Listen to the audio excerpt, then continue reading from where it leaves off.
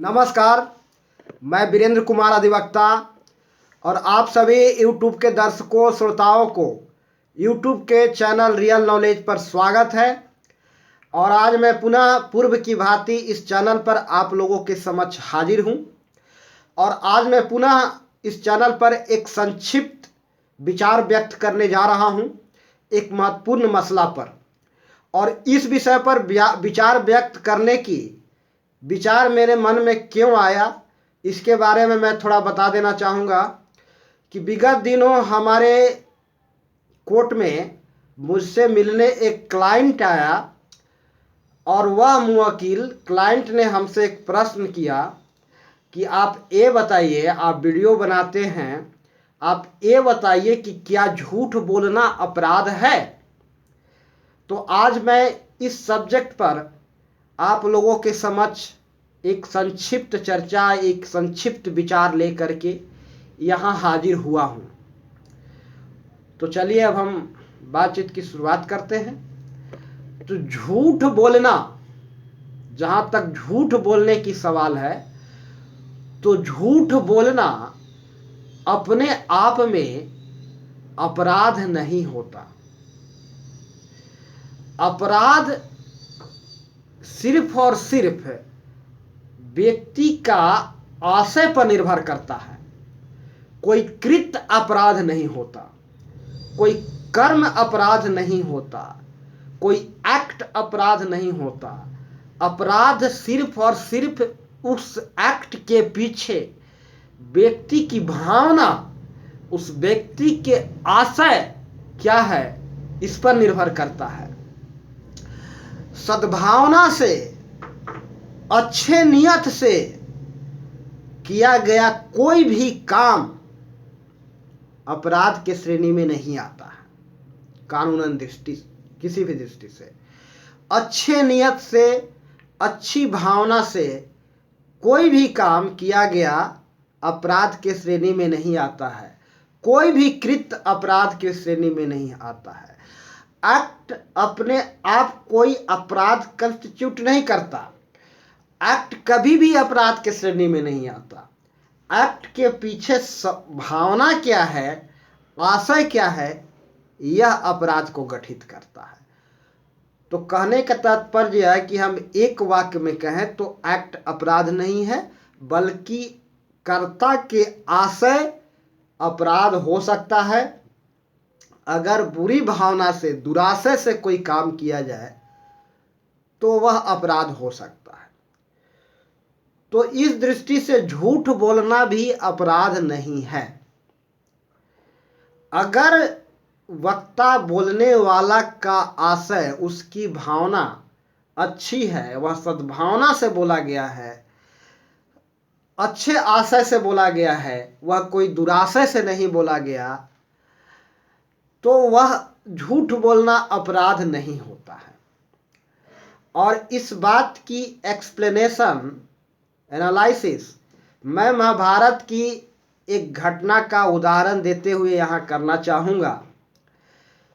महाभारत के उस प्रसंग का वर्णन करना चाहूँगा जहाँ श्री कृष्ण धर्मराज युधिष्ठिर को अपने पक्ष में युद्ध जीतने के लिए झूठ बोलने के लिए उत्प्रेरित करते हैं।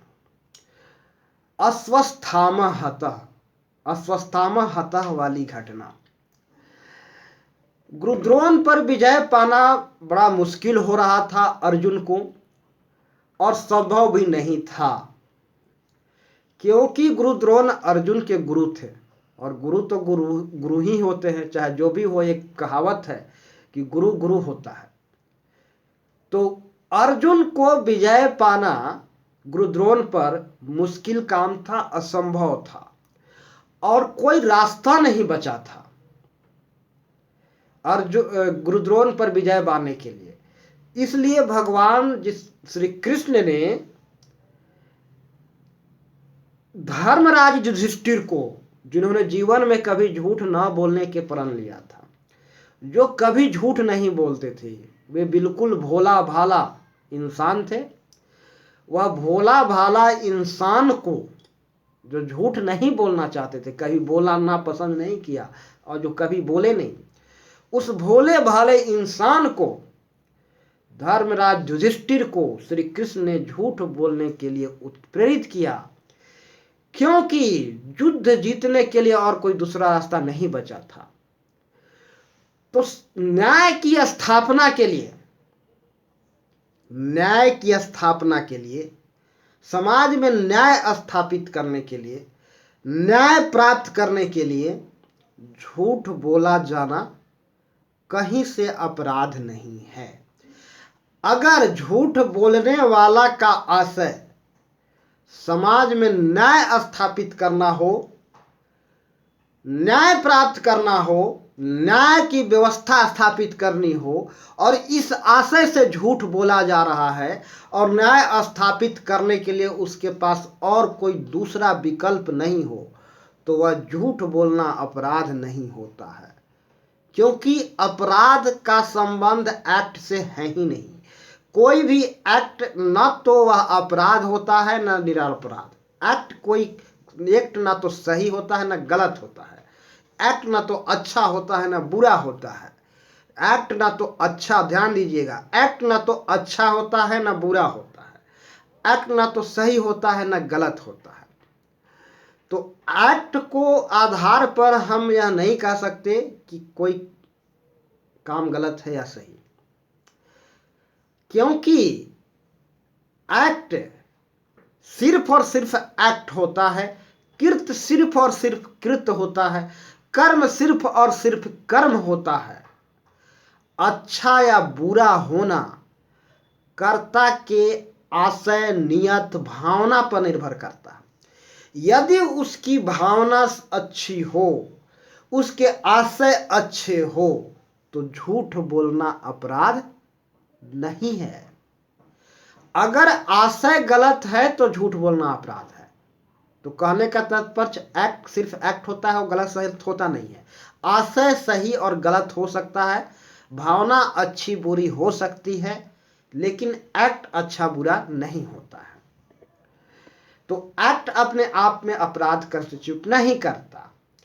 आप देखिएगा कि महाभारत में श्री कृष्ण ने युद्ध जीतने के लिए पूरा छल प्रपंच का सहारा लिया था। खैर छोड़िए इन सारी बातों को। धर्मराज युधिष्ठिर जिन्होंने कभी झूठ बोलना नहीं चाहा, झूठ बोलना पसंद नहीं करते थे, जिन्होंने झूठ ना बोलने की प्रण लिया था, वह धर्मराज युधिष्ठिर को श्री कृष्ण झूठ बोलने के लिए उकसाते हैं और बुलवाते हैं। तो क्या धर्मराज युधिष्ठिर अपराधी थे? न्याय की स्थापना करने का आशय था, न्याय को जीत दिलाने का आशय था, समाज में न्याय स्थापित करने का आशय था, और इस आशय से झूठ बोला गया था। तो यह झूठ अपराध नहीं था। अपराध कर्ता के आशय क्या है, बस इस बात पर निर्भर करता है, एक्ट पर निर्भर नहीं करता है। कर्ता के आशय क्या है, आशय सही गलत हो सकता है, सिर्फ आशय। एक्ट सिर्फ एक्ट होता है, वह न सही होता है, न गलत होता है, न अच्छा होता है, न बुरा होता है। तो एक्ट पर निर्भर करता है। तो ये भावना जो है, आशय जो है, अदृश्य है या फिजिकल प्रकट नहीं होता। इसलिए इस भावना को कैसे जाना जाए? तो किसी कर्ता के एक्ट को गहन एनालिसिस करके, गहन सूक्ष्म निरीक्षण, परीक्षण, अवलोकन, एनालिसिस करके हम उसके आशय को, सही आशय प्राप्त कर सकते हैं। और कानून के दृष्टि में दोषी वही है जिसका आशय, नियत गलत है। अगर नियत गलत नहीं है तो वह दोषी नहीं है। तो एक्ट को गहन एनालिसिस करते हैं, क्योंकि आशय को दिखा नहीं जा सकता, फिजिकल अनुभव नहीं किया जा सकता। तो आशय को सिर्फ उसके एक्ट को गहन एनालिसिस करते हैं, पूरा विश्लेषण करते हैं, विस्तारपूर्ण एनालिसिस होता है, सूक्ष्म एनालिसिस होता है, तो किसी का आशय पता चलता है। तब कोई व्यक्ति को हम कह सकते हैं कि अपराध है, किया कि नहीं किया, आशय क्या है। इस बात पर निर्भर करता। तो झूठ बोलना अपराध नहीं होता है। आप अच्छे नियत से आप झूठ बोल करके अपराध नहीं कर रहे हैं, बल्कि एक अच्छा काम कर रहे हैं। लेकिन यदि आप झूठ नहीं बोलते हैं समाज में न्याय की स्थापना करने के लिए, तो आप दोषी हैं, अपराधी हैं। न्याय की स्थापना करने के लिए झूठ जरूरी होता है। यदि झूठ बोलना पड़े न्याय की स्थापना करने के लिए, और यदि झूठ बोलना जरूरी हो जाए, अनिवार्य हो जाए, और यदि आप झूठ नहीं बोलते हैं तो आप अपराधी हैं, निसंदेह। यदि न्याय की स्थापना के लिए झूठ बोलना अनिवार्य हो जाए, और यदि आप झूठ नहीं बोलते हैं तो निसंदेह आप अपराधी हैं। तो झूठ बोलना हर हाल में अपराध नहीं होता है। और इसी संबंध में मैं पुनः एक वीडियो इस चर्चा से जुड़ा हुआ लेकर के बहुत जल्द ही आप लोगों के समक्ष उपस्थित होने वाला हूं। कृपया मेरी चैनल पर बने रहें और आप वीडियो को हमेशा देखते रहें। बात अभी पूरी तरह से स्पष्ट नहीं हुई है, अभी कुछ और कहना बाकी है, लेकिन समय का अभाव है। मैं पुनः जल्द ही इस चैनल पर आप लोगों के समक्ष इस विषय से जुड़ा हुआ एक वीडियो लेकर के उपस्थित होने वाला हूं। तो कृपया आप सभी दर्शक इस चैनल पर बने रहें।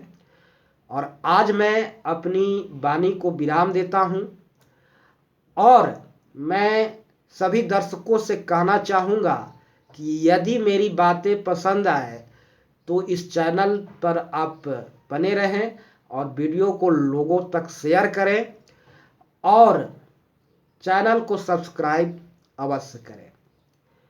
तो नमस्कार, जय श्री राम।